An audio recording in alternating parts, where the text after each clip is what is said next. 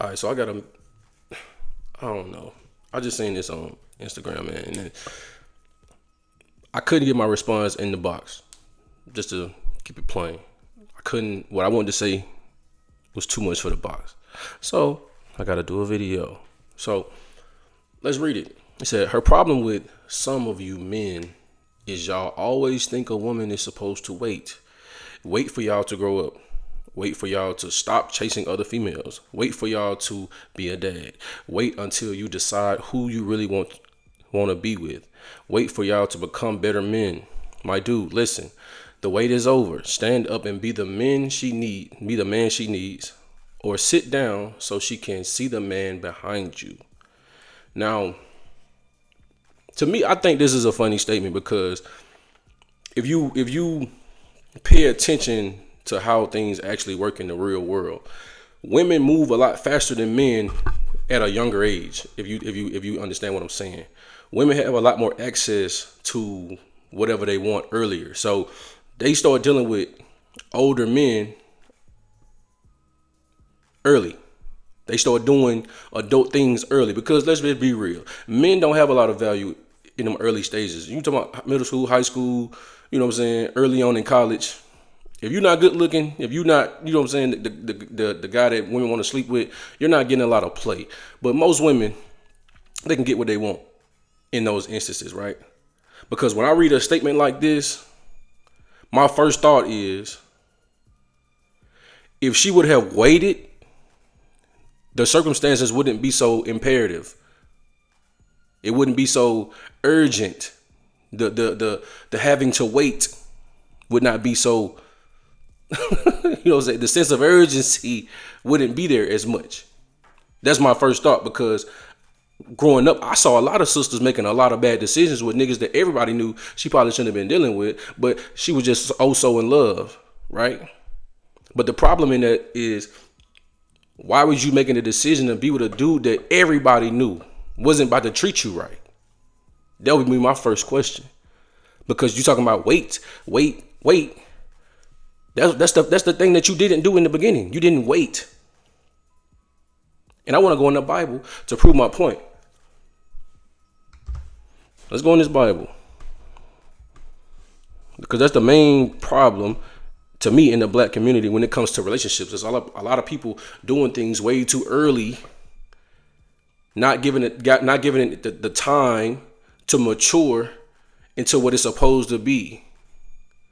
This is Ecclesiastes chapter 6 and verse 7. If thou wouldest get a friend, prove him first, and be not hasty to credit him. Because 9 times out of 10, the woman is getting into these bags of having a sense of urgency is because you're doing things that y'all was not ready for. Let's read it again. If thou wouldest get a friend, prove him first. It's a prove him first. That means you're supposed to make sure this person is who you're supposed to be first. That comes first. And be not hasty to credit him.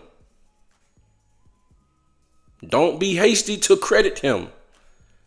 Because that's what the waiting supposed to start at the beginning. 9 out of 10, when you get into these bags, where you can't wait for the man to grow up. You can't wait for him to stop chasing females. You can't wait for him to be a dad. You can't wait for him to see who he want to be with. You can't wait for him to be a better man. Why are you with a man that isn't who he's supposed to be already? Why are you with a man that's chasing other women? Why are you dealing with him in the first place? Why are you dealing with a man that's not mature? What are we talking about? You shouldn't have been dealing with him in the first place. You credited him way too early. So now you're dealing with the consequences of having to make a decision because he's not mature enough to just take care of his responsibilities. Are we going to keep it a stack here? Are we going to keep it a stack here? Because when I look in the black community, right? When you talk to most women my age, when you talk about the decisions that they made in high school and early in college and early 20s, they was young and dumb, right? The decisions you made, the baby you created, the circumstances that you put yourself in made you be an adult and made you mature faster because you had a child you had to take care of. In most cases, that's nine times out of 10, she can't wait because she has shit that need to be done right now. The bills ain't gonna wait for nobody. The baby ain't gonna wait for nobody. That baby gonna eat and shit every day. That can't wait. But you laying down with dudes that ain't ready to do none of that. Now you in a sense of urgency type of mindset. You needed to go right now, right? Why didn't you wait for the man that was willing to do all that? I feel like that makes sense. I feel like that make the most sense. Because it's enough men out here that have that mindset where they willing to be men. Let's be real. Those are boring dudes. Because this waiting that they talking about, the wanting to grow up and not chasing women, I don't know if a lot of people like it still don't make sense to me. Women like men that other women like.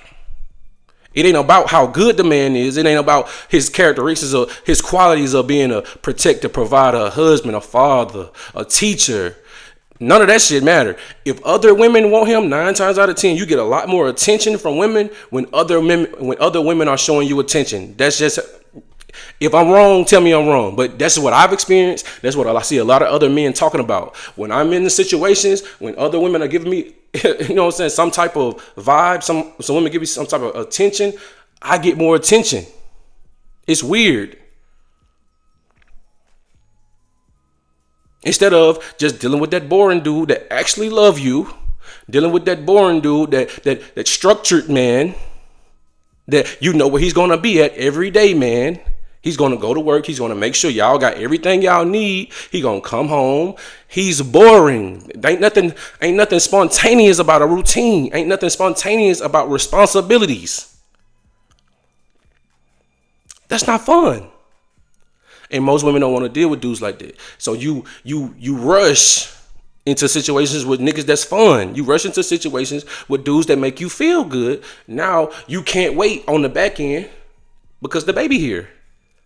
The baby crying. The baby need diapers. The baby need to eat. The baby need clothes. Then the crazy part about the baby, you buy the clothes. Them shits don't last but a couple weeks because they growing like that. So it's a constant giving of some type of provision because that baby ain't gonna stop growing. That baby ain't gonna stop eating. That baby ain't gonna stop taking the shit. It is what it is. I want to go in this Bible again. Let's get some more. Oh, so she can't wait. She can wait. The part that you're supposed to wait on is the beginning. Before the responsibilities are created. Before the sense of urgency is necessary, you're supposed to wait. It's called patience. But in the black community, we not, the thought process of waiting, I'm just talking from a sexual standpoint. Let's be real. In the black community, I'm just talking about black folks. We start having sex way too early. I don't know if y'all know this or not, but sex speed things up.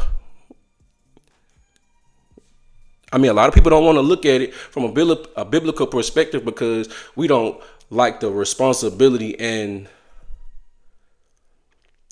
the accountability that the Bible make you take in terms of your actions. But when you have sex with somebody, that's a serious thing.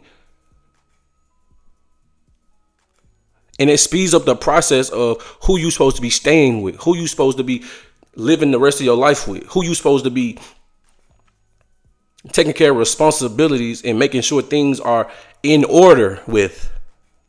We don't do that though. Let's read. This is Ecclesiastes, also called Sirach, chapter 19 and verse 4. He that is hasty to give credit is light-minded, and he that sinneth shall offend against his own soul. I'm going to read it again. Because I need this to sink in, because the not having time to wait is not a thing. You always got time to wait. Before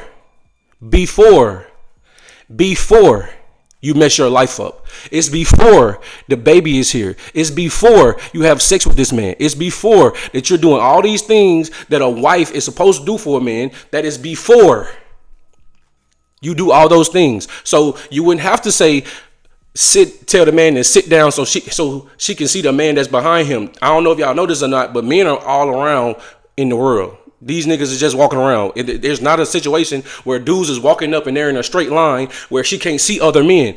She chose the one that she wanted. The one that was giving her the attention that she wanted.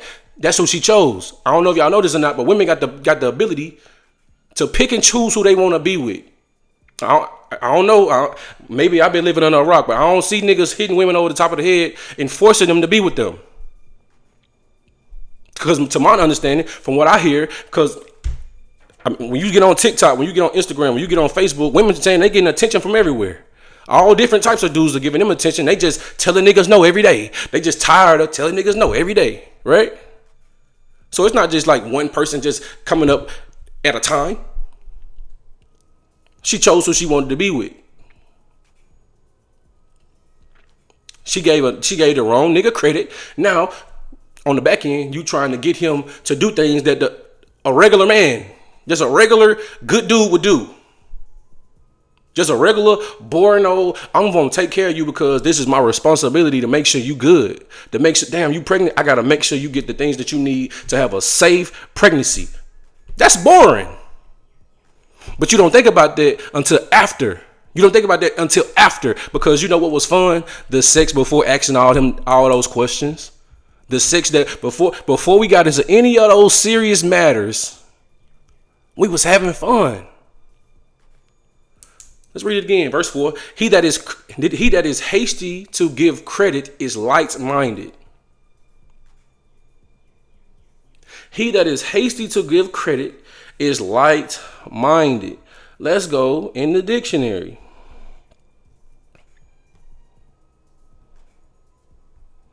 Because I don't want nobody to think that I'm being mean. Because when I say some of these women be moving stupid, foolish, they be ditzy. They think that I'm just being mean. But this is a biblical term, light-minded. It's a lacking in seriousness, frivolous, right? Look at the synonyms: bird brain, ditzy, dizzy, feather brain, flighty, frivolous, frothy, futile, giddy, goofy, harebrained, lightheaded, right? Silly. Let's go to the stores. Lacking in seriousness or maturity. Think about the mindset. Related words: foolish, nonsensical, thoughtless, witless. Come on, man. I like the bottom two: shallow, superficial. You want to know why? Because if you was taking the time to make sure this dude was who he was supposed to be before you did all the things that make situations more imperative, that make situations more dire, that make situations more urgent, before you do all those things, you have the time to wait. But we don't think about it like that. We don't think about it like that. We give our daughters way too much liberty. We give our daughters way too much responsibility, because let's be real, that's a heavy situation for a woman to choose a man when on the back end you having to try to force this man to do what he's supposed to do. You know who make men move? Other men. Other men make men move. It is what it is. So if your father was in a position to vet, if your father was in a position to check this man out before you did all those serious things with him, 9 times out of 10 your dad would tell you that dude was a POS. 9 times out of 10 your father would tell you, hey, it's some stuff I don't like about dude. Once he fixed that, it might be okay. But until then, no. Get him out my house. No, stop talking to him. We just seen the movies back in the day when that was an actual thing, how the woman would go against her father's orders, go against her father's wishes. Her father says she don't like dude, right? But love conquers all. Because that's how women think in today's society. That's what they teach our daughters in today's society. Love conquers all. Yeah, that shit sound good until that baby hungry. Because a lot of times when we be dealing with it be lust. It don't even be love like that. And we don't want to be honest about it. That's the problem for real, for real. We don't want to be honest about it. It's sad for real. It's too much liberty. It's too much responsibility that we put on these sisters to make those decisions. Then they make a bad decision. Now it's you trying to force a man to do something that he was never going to do in the first place. He was never going to do that. He was never going to be that guy. This is Ecclesiastes chapter 26 and verse 10. If thy daughter be shameless, keep her in straitly, lest she abuse herself through overmuch liberty. Having too much freedom to pick and choose who you want to be with, having too much liberty to make decisions on your own, especially as a young woman, you can hurt yourself. Why do I say that? Because having a child with somebody, it can ruin your life. Having being in these situations where you didn't pick the man that don't really care about you like that can ruin your life. If he not gonna stand up and be a man that he's supposed to be, because God tell a man he's supposed to take care of his household, period, point blank. So why would you deal with a dude that ain't looking to do that before laying with you, before having a kid with you, before finding out who he want to be as a man? Like, why would you do that? Right? Let's look at something right quick. Let's look at one of these characteristics that God said for a man. This is 1 Timothy chapter 5 and verse 8. But if any provide not for his own, and especially for those of his own house, he hath denied the faith and is worse than an infidel. Right? Okay, so when we think about the post that the brother wrote, right? Women don't have time to wait. Okay, why is this man not doing these things before you do anything with him? The man that you're supposed to be trying to deal with, supposed to be in this mind frame before you do anything with him.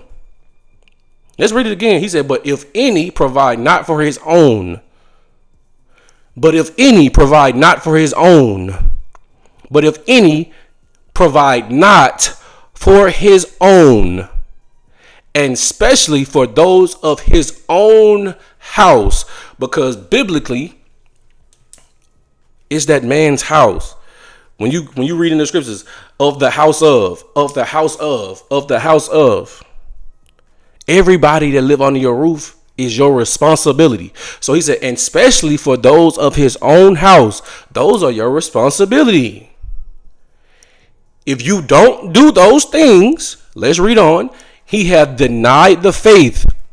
Hold on. How many niggas we see on Facebook? How many niggas we see on Instagram, TikTok, talking about they love God, right? As soon as something happened, you sending up prayers, you sending up all types of, yeah, you know, it was God that got me through. It said he had denied the faith and is worse than an infidel.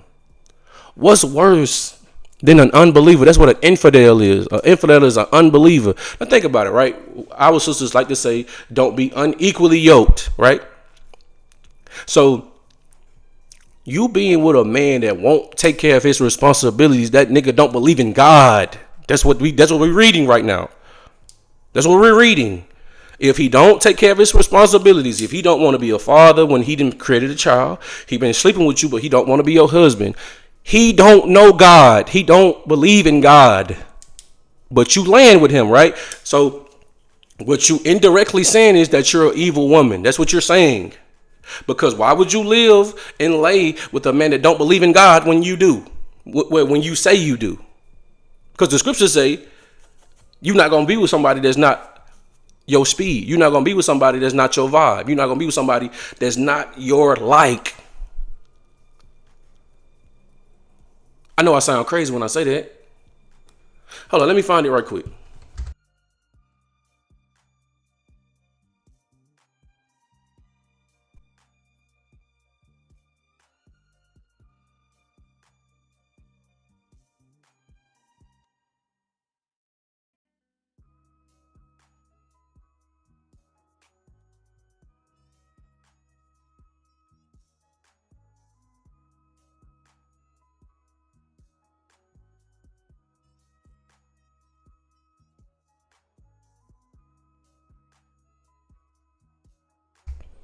This is Ecclesiastes chapter 26 and verse 23.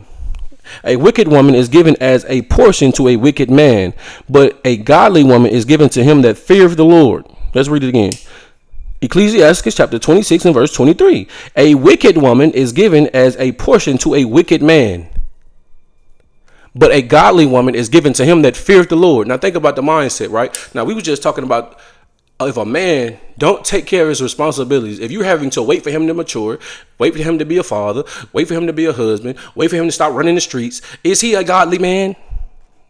Is that what he clearly showing you the signs that he's not none of that? If you're still chasing after him, if you're waiting, think about the mindset. You're waiting on an evil nigga, but you're a woman of God, right? Let's read it again. A wicked woman is given as a portion to a wicked man. So if you got a man that don't take care of his kids, you got a man who don't want to marry you, you got a man that's piping you on the regular, but you can't get a tank of gas.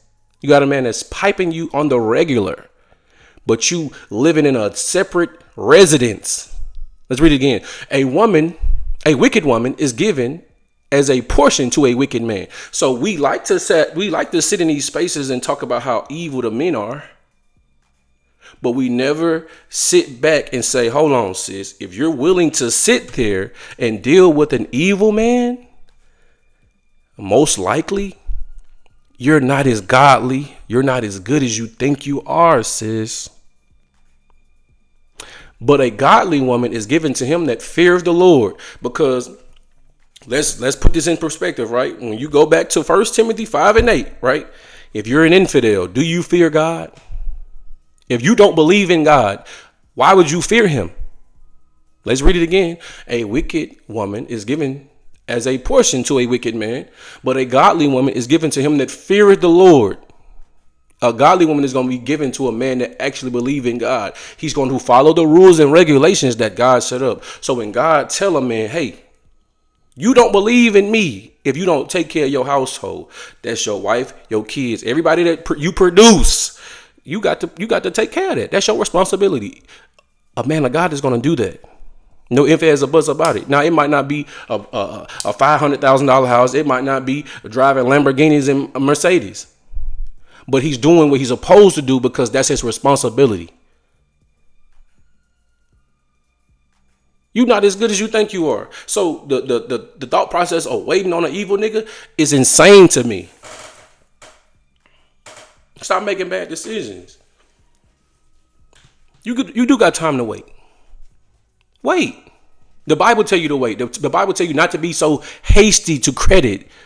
Being hasty to credit means you're foolish. You're superficial. You're shallow. You're goofy. Because sometimes people don't really show you out the gate who they are. That's one of the main reasons why I tell sisters all the time, you shouldn't be having sex with no nigga early on. You tell a grown man, hey, I'm not having sex with you unless we get married. 9 times out of 10, if he don't want to marry you, he's going to leave. Problem solved. There was no waiting in that. You told him what the damn requirements was. The requirements are, you're not getting damn near nothing from me if we not going to be doing what we supposed to be doing. If we not going to take the godly route, if we not going to take the you being my husband and I'm going to be your wife, if we not going to take that route, I'm not doing it.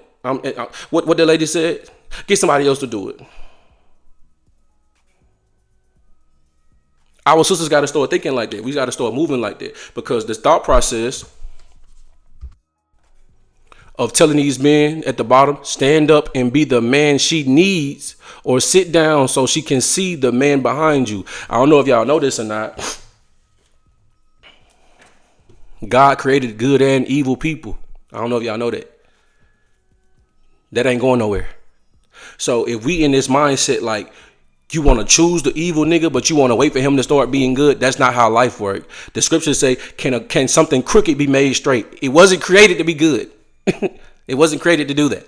So you have to wait. You have to take your time and find the people that's going to do right. That's how you got to do that. That's how you got to do that. Hold on.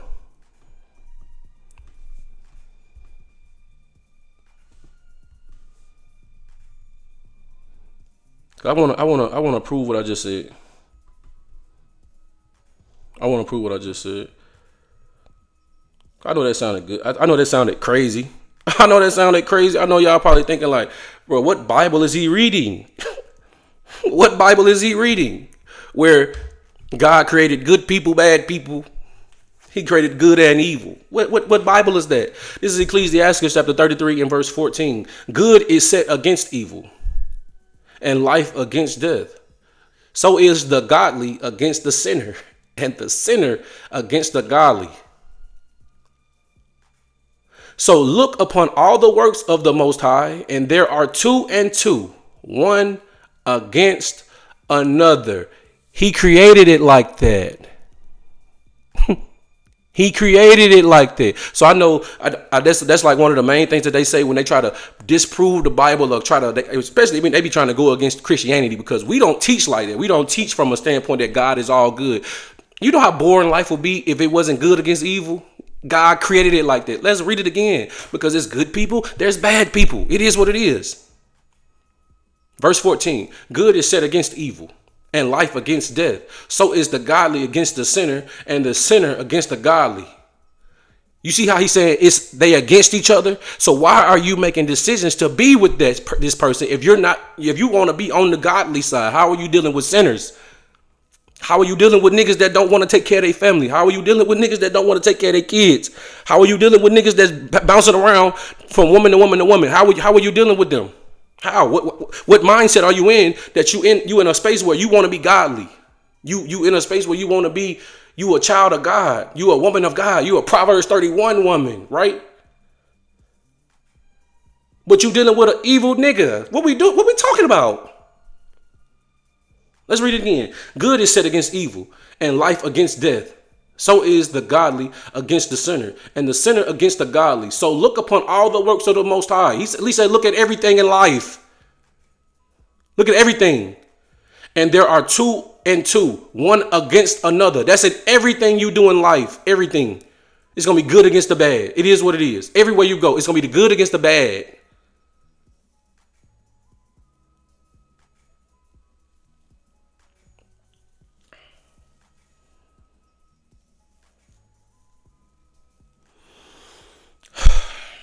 Okay.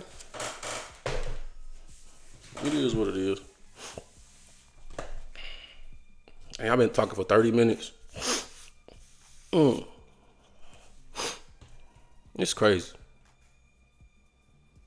This is crazy. We gotta teach our daughters, man. We gotta protect our daughters, man, because we do them a disservice by letting them go out here and create this trauma for themselves. And it gotta be a level of responsibility from the women as well, because if you're gonna have a man to stand in the gap to make sure these niggas aren't evil, you got to follow the counsel. When a man tell you that this dude is no good, you got to actually believe what he's telling you.